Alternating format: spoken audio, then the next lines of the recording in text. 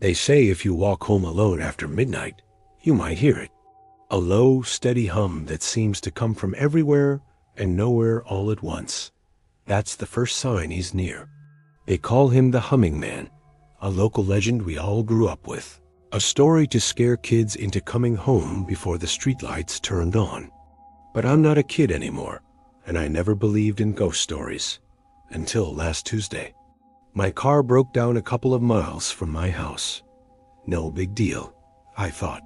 The walk would be nice, a chance to clear my head under the cool night sky.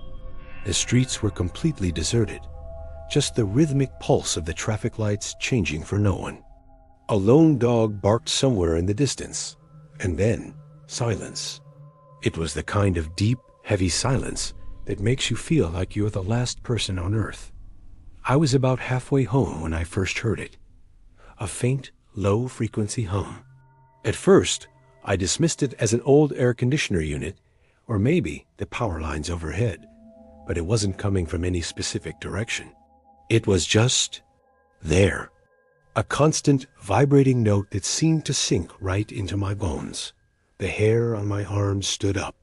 I picked up my pace, my heart starting to thud against my ribs. The hum grew louder, more defined. It wasn't just a random noise. It had a strange, almost musical quality to it, like a distorted lullaby played on a loop. I started to feel watched. I kept glancing over my shoulder, but the street behind me was empty, stretching back into a pool of darkness, punctuated by the lonely glow of streetlights. My breath started to catch in my throat. This was stupid. It was just my imagination running wild. Up ahead, under a flickering streetlight, a figure stood. It was tall and unnaturally thin, wearing what looked like a long, dark coat, even though it wasn't cold. Its posture was rigid, perfectly still. I couldn't see a face, just a silhouette against the weak, stuttering light. My feet froze to the pavement. Every instinct screamed at me to turn and run, but I was paralyzed. The humming was so loud now, it felt like it was inside my head, rattling my teeth. I had to pass it to get home. There was no other way. Taking a deep, shaky breath, I forced myself to move. I crossed to the other side of the street, keeping my eyes fixed on the figure. As I drew level with it, the street light above it flickered violently, and then went out, plunging that side of the road into complete blackness. But the humming didn't stop. It was right there, just across the street. I didn't dare look. I just walked faster, my shoes echoing loudly in the sudden quiet that followed the light's death. The humming followed me, keeping pace. It was a predator, and I was its prey. My house was just a block away. The porch light was on, a beacon of safety in the oppressive darkness. I fumbled for my keys, my hands shaking so badly I could barely fit the key into the lock. Click, the door opened. I stumbled inside, slammed it shut, and leaned against it, gasping for air. The humming stopped. Just like that. Silence.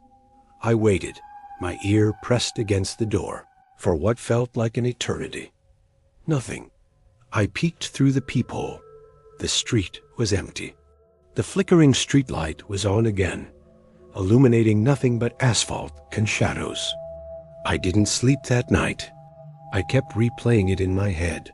The hum, the tall, thin figure. Was it real? Or did I just let a stupid old story get to me? The next morning, feeling exhausted and foolish, I decided to do some research. I went to the local library, digging through old newspapers and town records, looking for anything about the Humming Man. Most of what I found was just folklore, campfire stories, passed down through generations. But then I found it. A small buried article from the 1950s. It was about a man who worked for the city's electrical department. His name was Elias. He was responsible for maintaining the streetlights. He was known for always humming while he worked, a cheerful off-key tune that everyone in town recognized. One night, there was a terrible accident. A massive power surge at a substation. Elias was working late, trying to fix a fault. He was electrocuted. The article was brief, a tragic but small-town story. But there was one detail that made my blood run cold. A quote from a witness, a police officer who found him. He said the strangest thing was that even after the accident, for a good 10 minutes, the air around the substation was filled with a low electrical hum. I looked at the date on the newspaper. It was the same date as my walk home. October 24th, the anniversary of his death. The legend wasn't just a story. It was a memory. He wasn't haunting the streets. He was still on the job, still making his rounds, checking the lights, one by one. And that hum, it wasn't a warning. It was just the sound of a lonely man, still at work, forever. Now, whenever I drive home at night and see a flickering streetlight, I don't just see a faulty bulb.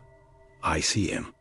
And sometimes, if I listen closely, I can almost hear a faint, familiar tune carried on the wind.